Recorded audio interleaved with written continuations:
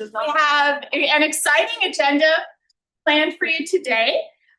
We are going to have some research talks by some of our own CCPR affiliates who are recent recipients of either seed grants or course release grants here at CCPR. We thought this was a really outstanding opportunity to highlight some of the work going on at the center. So we're very excited about that. And we have so much great work going on at the center that these seed grants and faculty force releases are, very competitive, and there's much more great research going on than we can possibly fund in any single round. So we're so excited. Please keep submitting your work. We want to see it. We want to fund it. And we're really excited to hear about some ongoing work today. So we have three folks talking today. Graeme Blair, who's professor of political science at UCLA, Juliana Londoño-Vélez, assistant professor of economics, and Daniel Hanwinkel is also an assistant professor of economics. I think the way we'll structure this, we've asked each of our speakers to speak for about 15 minutes.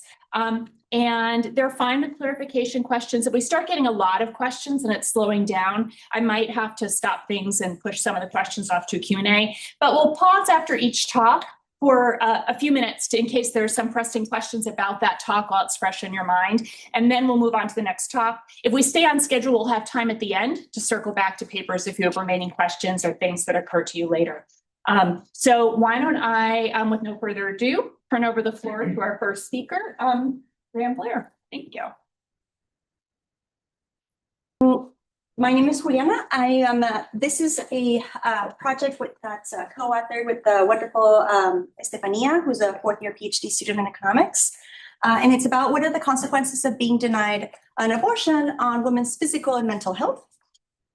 The motivation for this is that there's an ongoing debate about the health consequences of abortion access and its denial, especially after Ross v. Jackson, Women's Health Organization. And in spite of this, the causal evidence remains limited because this question is subject to empirical challenges, namely, and how do you even measure or identify women who want to have an abortion? How do you measure outcomes? And how do you identify causal effect if abortion denial is non-random? And so that's what this paper is going to try and do. We're going to estimate what is the causal effect of abortion denial on women's physical and mental health. And we're going to do this in Colombia, which is a great place to study this question because women in Colombia who have barriers accessing abortion can file something called a tutela, which is a constitutional writ that women often use to protect their right to access healthcare, including abortion care. And so these cases get assigned to judges, and judges make a decision on whether or not to compel health insurers and providers to deliver timely access.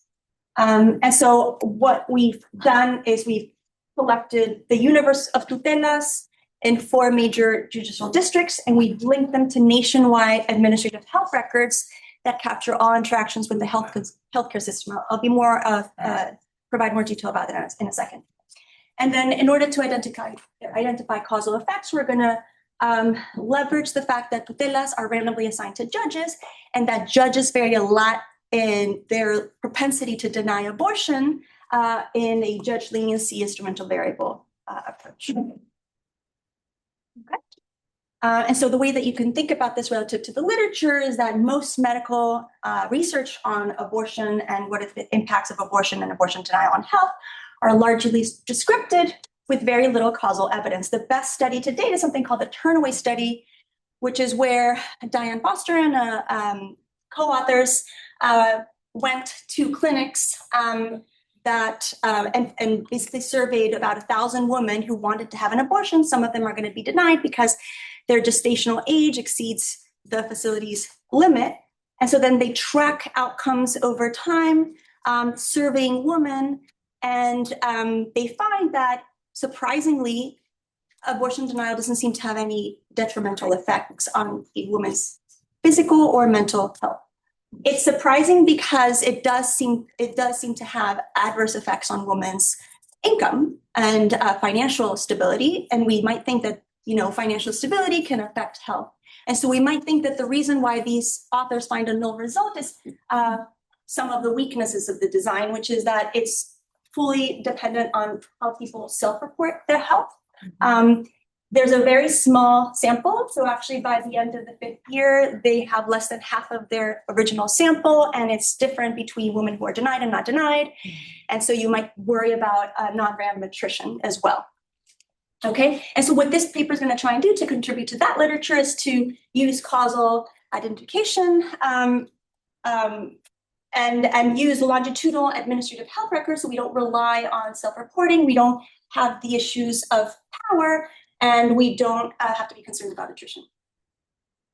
Some of you may have remembered some of our previously CCPR-funded work, where we basically took tutelas from one city in Colombia, and we linked it to various data sets, and we saw that abortion denial increases women's risk of mortality, likelihood of dying in the next 9 months using death records, and that all of this is because of higher rates of septicemia and infection, which is consistent with abortion denial, pushing many women into unsafe procedures. And we also saw that survivors self-reported worse physical health, and this was self-reported in a survey. And so relative to that paper, we're going to now use health records, so we don't rely on self-reporting, and we're going to estimate broader effects. So basically, in the previous paper, it was basically a question of like, have you experienced a health problem in the last 30 days, yes or no? And here we actually see what exactly you were diagnosed with, and we can look at mental health as well. And we're going to do this on an expanded sample, so we have more than 100,000 women who filed tutelas.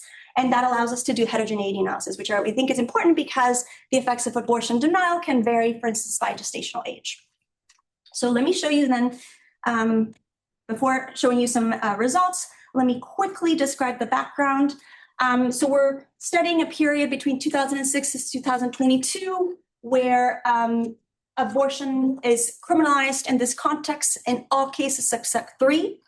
1, if the pregnancy is a result of a crime like a rape or incest. 2, if there's a severe fetal malformation incompatible with life.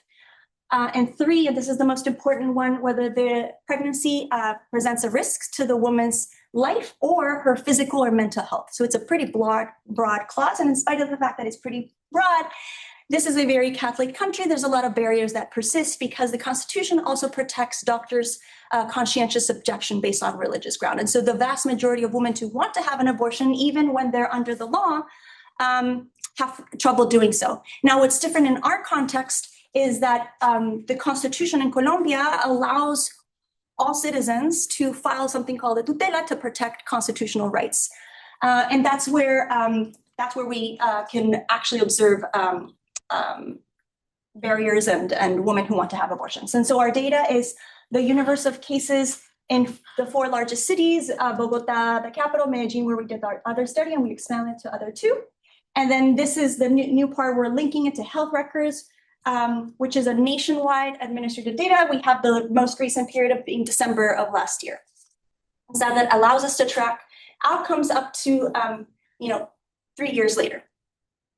And the data set is basically all nationwide interactions with the healthcare system. So every time you have a medical consultation, every time you have a medical procedure, you visit the emergency department, you are hospitalized, we see you in the data, and we see you with a 4-digit ICD-10 code, the International Codes for Diagnosis, 10th version, which is an international data set, and so allows us to kind of see what exactly you were diagnosed with at the very detailed level.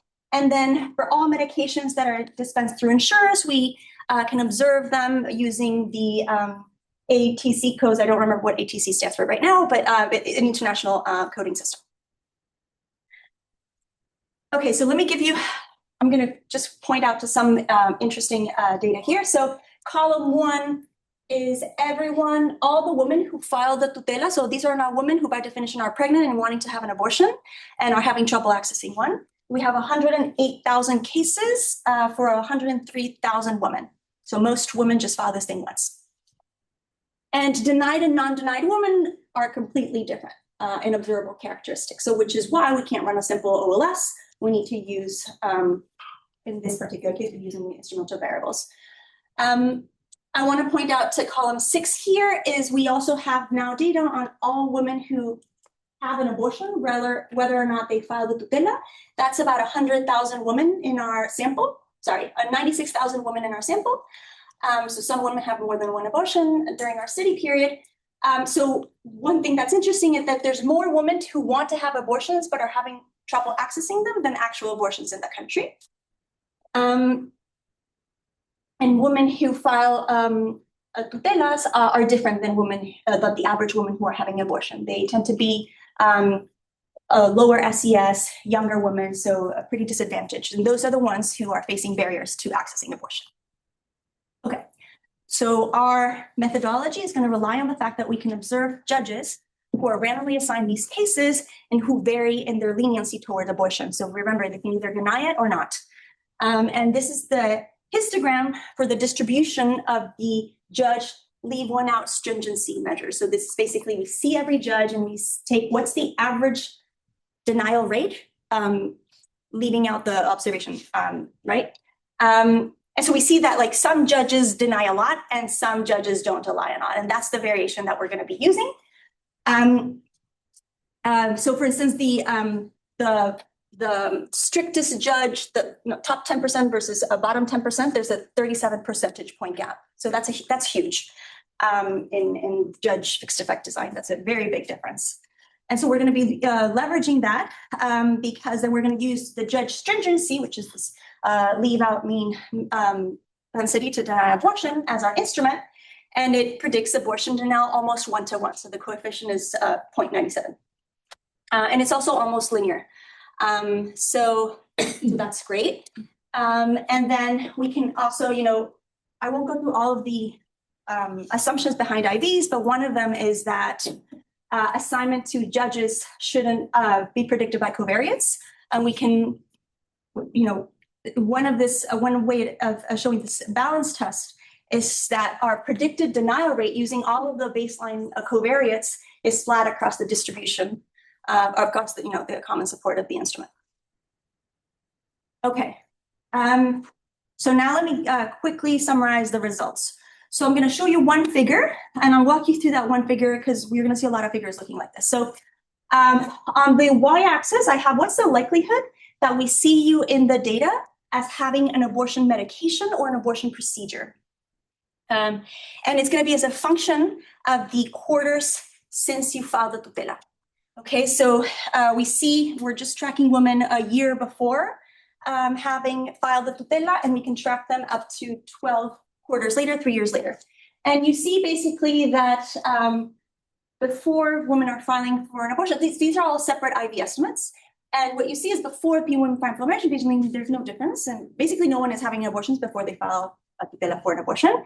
And when you get denied abortion by the randomly assigned judge, it really reduces access to observed abortion procedures. So this coefficient is around a 50 percentage point drop in the likelihood of having an abortion when you're denied by the judge, telling us that really judges really are preventing access. So then we now start looking at downstream effects. So the first set of outcomes I'm going to show you is mental health. So for mental health, we can do this in two ways. One is we can see every time you have a diagnosis for a mental health condition. So we use standard practice of standard ICD-10 codes and generate an indicator that's equal to 1 if we see that you are diagnosed with a mental health condition in a given quarter. Okay, and so before you are filing a tutela, basically very few women are being diagnosed with mental health issues, and there's no difference between denied and non-denied women. And as soon as the judge denies your case, the likelihood that you are diagnosed with a mental health condition increases by 26 percentage points. Since only 3% of denied women have a diagnosis a year before filing, that's a really large effect. Okay. This, by the way, this is like a flow. This is the likelihood of being diagnosed at a given quarter. But what you can see is that these women are still, 1 quarter later, they're still more likely to be diagnosed. And so even 3 years later, you're getting new diagnoses. And so if we were instead to plot What's the likelihood of you ever being diagnosed with a mental health condition? This is what you would get, an immediate increase of around 20 percentage points that's stable over time. Yeah. If you are denied a tutela, can you file another one subsequently? You can appeal it. Okay. You can appeal it, a minority of women appeal. And like, I think I remember we did this for the other paper, like, let's say something like 3% of cases are overturned. So if you, so it's rare. Just what I have in mind is that one of the reasons that one of the constitutional reasons for being allowed an abortion is having the impact on the mental health of the mother. And so if you are denied a tutela, you might go and seek a mental health diagnosis. Sure. So then if you want that, then you scale our effects by 0.002. That's basically the difference. Okay. We have by diagnosis. So we can see what is it that you're suffering from, and it's all driven by depression and anxiety. So in the quarter after you are denied, your likelihood of being diagnosed with depression goes up by almost 15 percentage points. Your likelihood of being diagnosed with anxiety goes up by almost 16 percentage points. And that even remains, so 3 years after filing, you're still having new diagnoses of anxieties. Another way of capturing or identifying mental health complications is by using prescriptions. So here we look at the data on prescription use, and again, we see a significant, almost 7 percentage point increase in the likelihood of you redeeming a prescription for a mental health drug, which, only 3% of our sample was taking these medications at baseline. And so that's a pretty big effect in terms of using mental health drugs. Now, the literature does kind of, you want to see whether it's just any mental health drug or whether you're using antipsychotics, which are more severe medications that can have very serious side effects. And so when we look at that, we see that, and actually it's not only that's this last comment. So it's not only that you're almost 7 percentage points more likely to have to be using mental health medications, but you're also using antipsychotics, 4.5 percentage points. And this is important because even 3 years after filing, you're still hooked on those. I mean, you're still using those, right? So this is a very big persistent effect, which is telling us that there's kind of a persistent detrimental effect of abortion denial on women's mental health and drug use. Okay, so now let's move on to, yes. Are those prescriptions for drugs safely prescribed during pregnancy? They consider? So I think the antipsychotics are not. I don't know the other ones. But we can do a little bit more because we have the names of what exactly they're taking, so we can try and see that. But that would be one concern. Yeah. Okay, so moving on to morbidities, I'll be very brief. We have done more, but one measure of morbidity is whether or not you show up in the emergency department in a given quarter. Women who are denied are less likely to go to the emergency department. This is because many of the women who are not denied, they're having abortions pass through an emergency department. The interesting thing is that this effect completely reverses by quarter one. The likelihood of you visiting the emergency department increases 1 quarter later and remains high even 3 years later. So that even 3 years after filing, you're still 6.4 percentage points more likely to visit the emergency department in a given quarter. And so given that only 10% of denied women are visiting the ED at baseline, it's again a pretty big effect. We also see this for hospitalizations. So that, hospitalization, we use it a measure of a more extreme, you're only really hospitalized if there's something really wrong with you, and you still see a very similar pattern. So women who are having abortions are more likely to have abortions, they're being hospitalized, but 1 quarter later, it's the denied group who is showing up in the hospitals and being hospitalized. So 3 years later, you're still 3.8 percentage points more likely to be hospitalized in a given quarter, and that's a pretty big effect relative to the baseline rate. I haven't been keeping track of time, but I think this might be my last slide. So okay, good. So we do some heterogeneity, and I can tell you that the effects of mental health, the effects of abortion denial on mental health are present across all groups. Women in their first trimester and later trimesters women with mental health conditions and women without mental health conditions. So it's also telling you that abortion denial has a shock on women's mental health, but it's not as, I mean, it's exacerbating pre-existing differences, but it's definitely not the, you know, it's still there even among people who never have been diagnosed with a mental health condition. It's still there also with women who have children and women without children. It's really everyone that we see is being affected. But they are larger among certain groups. So the effects are larger for women with prior mental health conditions. They're about 4 times as large. Women with children seem to be more vulnerable. And those who are filing beyond the first trimester, they're having larger mental health effects. In terms of physical health, those are more severe and certainly more persisting for women who are filing later in pregnancy. So women who are filing later, typically in trimesters 2 and 3, they're the ones who are showing up in the emergency department and in hospitals even 3 years after filing. And they're suffering from chronic pain, where they're suffering from septicemia and infections, you know, even 3 years or several years later. And so this tells us that it's not only access, but timely access matters for reducing preventable health risks. Okay, and so I think I'm out of time, so I've just finished by saying that we seem to see, based on what we've been finding until now, this is all preliminary, but this is what we've got until now, is that abortion denial has a large and a persistent cost for women's mental and physical health, and that delays matter. Because the later you get care, the higher the risks for you. And so that translates into more emergency and inpatient use, which puts a greater strain on the health system. Okay, thanks.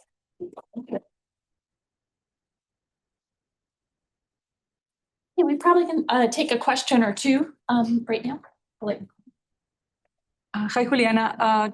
2 things. Do you have any sense of how the effects on like mental health would look if you do something similar to like the child penalties, like the effect of like having a first child, trying to kind of like understand how much of that would be the effect of like having a kid versus being denied an abortion? And very shortly, I don't know if you guys have looked at heterogeneity by the cause, like if it was like rape or health conditions, like the reason to actually qualify for an abortion. Yeah. So how does this compare to the average child penalty in terms of mental health? That's kind of what we want to do next. So TBD. And then the second question was whether we have heterogeneity by the type. We did that in our previous paper. We haven't done it in this one, but that's also on our to-do list. So 2 things that would be great moving forward. Yeah. Yes. You have a long to-do list, but I'm wondering if this is on it too, and that is the effects for women who are already mothers, the effects on their other children. Can you trace that through the healthcare data? Yes, that's one of the things that we want to do. We actually wrote an NIH proposal saying that we would do it. So it's definitely one of the things we would love to be able to do. In our previous work, that's what we did. We focused on the existing child because 1/5 of the women in that sample were mothers by the time that they filed a tutela. And what we did is we tracked those existing children and compared them on average 6 years later, but for some kids we could track them even longer. And we saw detrimental effects on their likelihood of going to school, and they're much more likely to engage in the labor force early. So, and this is in addition, you know, compounded by the fact that abortion denial. In that paper, we showed that increases poverty. So the existing children are being raised by single moms in poor households. So that's part of the reason, I think. Thanks. Yeah. It's some of the reasons why women seek abortions later in their pregnancy because of some already physical or mental health situations, or there are other factors and how that relates to the heterogeneity. It could be. So I think part of the reason why we're only seeing them filing later is because you're only filing if you have had barriers to access. So when we compare the women who in our sample who are filing tutelas to the average woman who has abortions, the average woman who's having abortion during these time periods in the same places is having it in their first trimester. But the women in our sample are a little bit, let's say a month or so later. And I think that's partly because they have to face barriers. They're asking their health insurance to refer them to a willing provider. They can't find anyone. And so by the time they file, time has passed. Another thing that I should say is even when a judge grants you the tutela, it still takes on average 1 month between the moment that you file and the moment you get procedure. So at that point, you're just facing very different risks medically. Okay, why don't we stop here and we can circle back if we have time at the end and ask additional questions. So thank you very much, Juliana.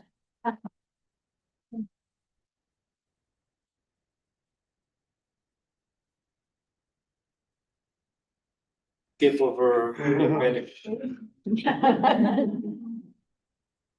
yeah. Okay.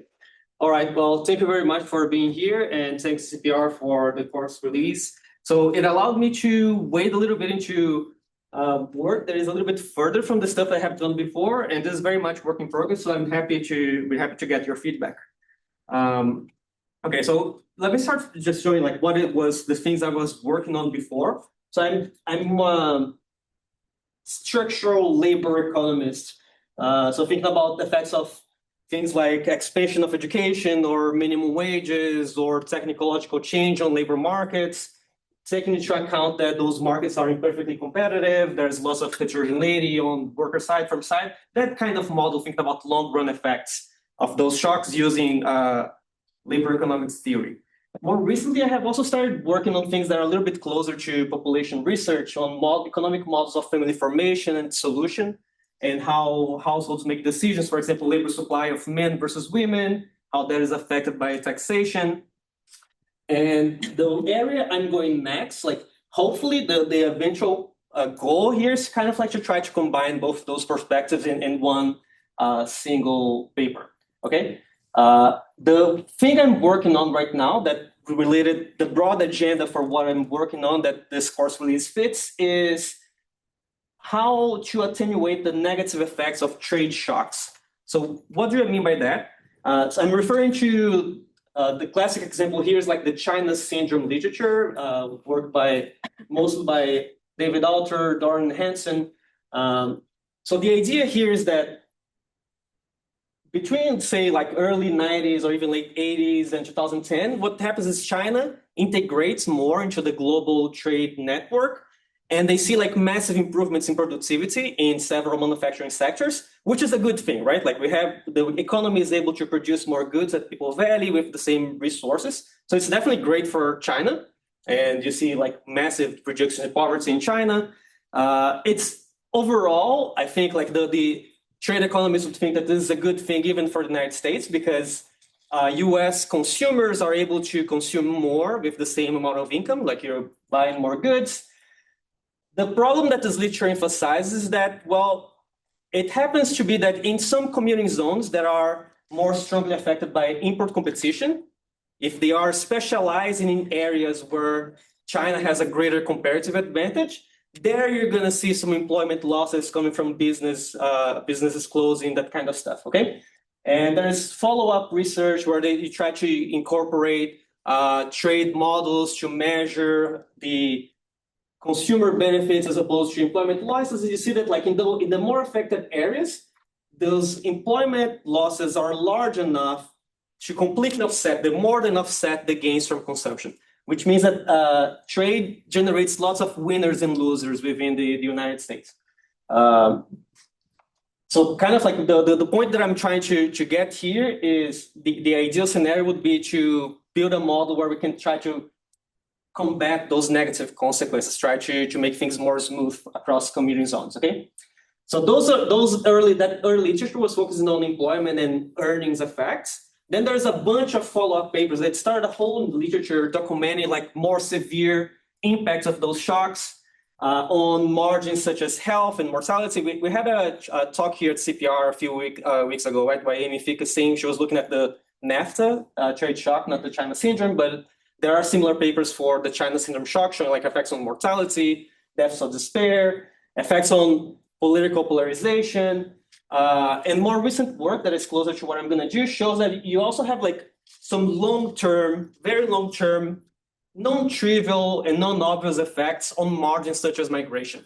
For example, if you do those regressions in the long run, you're going to find employment losses among non-college workers in the more affected areas, but they're not coming from non-college workers being born there and not finding work. They can be coming from a smaller inflow of non-college individuals into those areas. So it's also affecting like migration patterns inside the United States. So the first project that I'm working on, it's co-authored with Brad Setzer at Penn State, is, as I said, like trying to think about policies that could attenuate those negative effects. So this is not the CCPR aspect yet, but it's kind of like the first piece of a two-part project. Okay, and here what we're trying to do is create a structural economic model with imperfect competition at the local labor market level, which corresponds to commuting zones in the United States. There are tradable and non-tradable sectors in the model. And importantly, we have an overlapping generation structure in the model. The idea that at any point in time, there are young workers and older workers. The older workers, they have invested human capital in some sectors, so maybe when the shock hits, they may be more severely affected. They are less likely to migrate too, so they have less leeway to escape the negative consequences through migration. Younger workers, a different story. Maybe they are more likely to migrate to different regions that are less affected. We also, I didn't write it here, but we also were trying to incorporate demographic differences between like white natives, non-white natives, and immigrants, because we know that the migration responses for those groups can be very different. So how successful you are to this shock, based on how easy it is for you to avoid it by migrating, is fundamentally different by those demographic groups. Okay. The idea of this kind of structural work is we still want it to be credibly identified. We want the economic mechanisms to match what we can see in the data. So the overall strategy is we basically follow the literature in the identification strategy for identifying reduced form effects. And then we make sure that the structural model can perfectly replicate those reduced form effects. So we can kind of like think that the model is more or less reasonable. And the goal here, like the ultimate goal, is to use this model. Now, if we succeed in estimating this complicated model, and we think that the responses are reasonable compared to what we can see in the reduced form of the data, then we can start using it as a laboratory to think about counterfactual policies and try to think if we can find one policy or maybe a bundle of policies that could make those consequences of trade shocks more, the negative consequences, maybe you avoid them or you make them more smooth across space so that the gains are more evenly spread. So that's the overall goal for this first project. It's well underway. We have the model running. We're working on the estimation right now. It's a little bit challenging, but we're making progress. So now that gets me to the new things I'm trying to learn for this project, which is accounting for marriage and fertility effects of the China syndrome shock.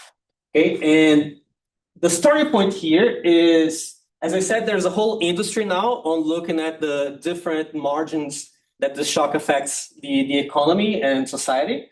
And one follow-up by the original authors, author Dorn and Hansen, is looking at marriage and fertility patterns.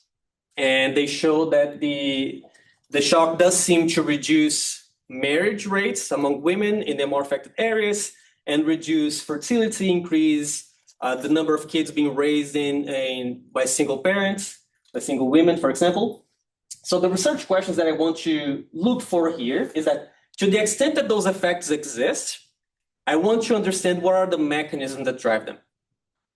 And the second, which is a very close question, is based on the first project, like if we can find policies that can attenuate those negative employment side effects and earning effects, would those policies also work for fertility, on the fertility and marriage market margins? And the reason why those two questions are strongly related is because if I'm playing with a structural model, and of course I can just write a model that creates some results, but to have trust in the model, I need to understand very precisely what are the important mechanisms that are driving the results in the data so that I can make sure that I'm modeling correctly those mechanisms in the structural model, right? So as I said, I think the state of the art here is still Alter, Darn, Hansen, 2019. So basically what they show is you can look at the likelihood that women between ages 18 and 39 are married or not, and they find lower marriage rates. They find lower fertility, and they also increase more fertility outside of marriage. Okay, and the main mechanism that they document in the paper is this idea that when the shock reduces the economic opportunities of men, especially young men, that reduces kind of like the marriage market value of those men, right? And it's based on this classic in economics, like the Becker model of marriage, where like a big benefit of marriage is allowing for specialization, where like one person in the couple is going to work on the market, the other person provide like household services.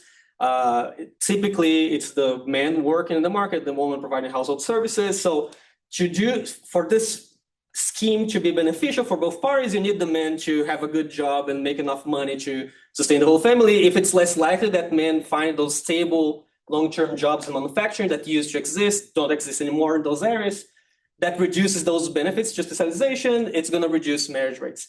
Turns out that this is plausible. It's not the only channel in the data, as you can, as I'm going to show in a second, and even Alter, Darn, Hansen, they know that this is not the only channel, so this is not completely new. So what I did in the course release was first, like, some of the time was working on the overall structural estimation, but also trying to understand very well those reduced form patterns. How many minutes do I have? Yeah, you still have about 5 minutes. Okay. So try to replicate those results, make sure that they are robust, make sure what matters for the mechanism, what doesn't matter. And then I try to look at some additional results to kind of like try to go a little bit deeper into what are the main mechanisms. So I'm going to show like some regression results. I noticed I at the last minute, I noted that I didn't write a slide on the identification strategy of what I'm doing here. So let me explain it words. Like, I don't want to spend like too much time here because this is not any novelty of what I'm doing. I'm just like replicating what those guys did and what every single follow-up paper do. The basic idea here is we're working in terms of like long differences. For example, 1990 to 2000, then 2000 to 2015. Okay. You create a measure of treatment that is based on the industrial composition of the commuting zone in a baseline period, interacted in some way with how imports from China into the United States increase over this period. Okay, so it has two components in a shift share idea. The shift are imports of China into the United States, which are increasing in this period. And the shares are the initial manufacturing shares, the idea being that commuting zones that have more people employed in the areas where China is increasing more imports to the United States are more strongly affected. So that's the treatment measure. It's the import competition measure. The problem is like, we cannot simply use this measure in a regression because imports into the United States are an endogenous variable, right? So they use an IV strategy where you're going to use imports from China into European countries as the share in the IV. And then you instrument that, okay? And that's all there is to it. So those results are showing, so when I'm showing like this point estimate here, it's the effect on that trade exposure instrumented by the trade exposure calculated using imports into Europe. Okay, so the first result here is just like one different way of replicating the Alter, Darn, and Hansen main result, which is if you look at women between ages 18 and 39, if you look at whether they are married with spouse present, you find a very significant reduction that is economically important. Like if you do like the back of the envelope at the end of the day, that can translate into like a 2.3 percentage point reduction in the share of women who are married. arising from the import competition shock out of a baseline of 50%. Okay, so that's a clear decline, lines up very well with Alter-Darn-Hansen. Here's something that Alter-Darn-Hansen don't show, which is you could try to do the same result, but looking at marriage rates among men. There are good reasons why they don't show it. I'm not pointing to any further. Just like to show a different perspective on the data. If you do it for men, the point estimate is negative, but it's less precise and it's less than half of the magnitude. So that already tells you that like maybe it's not only about the specialization story. The two things are not perfectly lining up. And the difference between the two, which is something that Alter-Darn-Hansen shown in the paper, is because there are important compositional effects.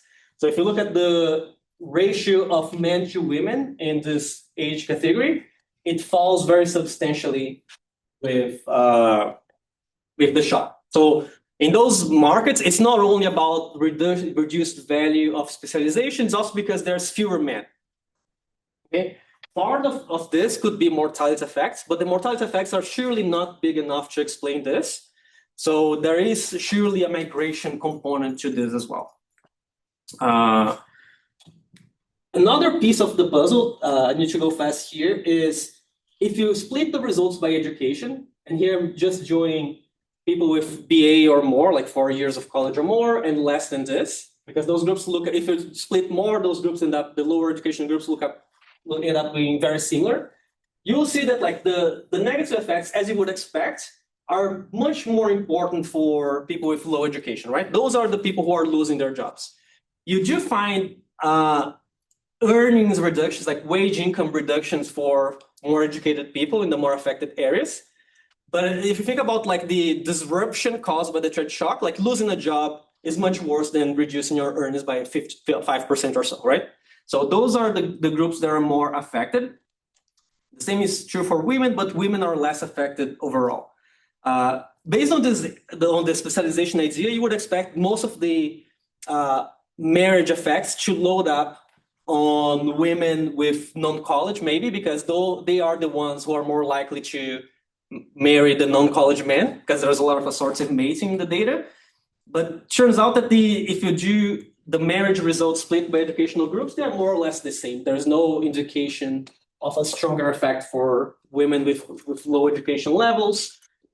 And the effects on the men's composition are about the same. So it seems that like it's another point to those migration and availability of men channel being very important. And it's not trivial to explain why. It's not easy, at least I haven't figured out completely why is it that the effects are not more strongly concentrated on the low education group, even though the employment effects are clearly concentrated there. So I did a bunch of other things that I don't have time to show here, like verifying the robustness, looking at whether it's something about the types of jobs, meaning that the man moves, but the woman does not move. And then it's about like people being married, but living in different places, not about this. But there's a lot that I still have to do to really understand what's going on here, because I think there's more to be explored. In particular, if it's true that there are these migration responses that are different, there's a little bit of a wrinkle in the idea that the college effects are going to be driven by migration, because previous literature documents migration effects, but they seem to be more on the non-college margin. If anything, like the previous literature showed that the migration effects would mean that in the long run, the more affected regions become more intensive in college. And I'm kind of like, in some regressions, I find like the opposite. So I need to understand better what's going on here, because it may have non-trivial interactions with particular age ranges that you consider, and particular age ranges can be very important for marriage and fertility outcomes. So there's a bunch of things that I still have to work on, but I think it's better to stop here and get your questions.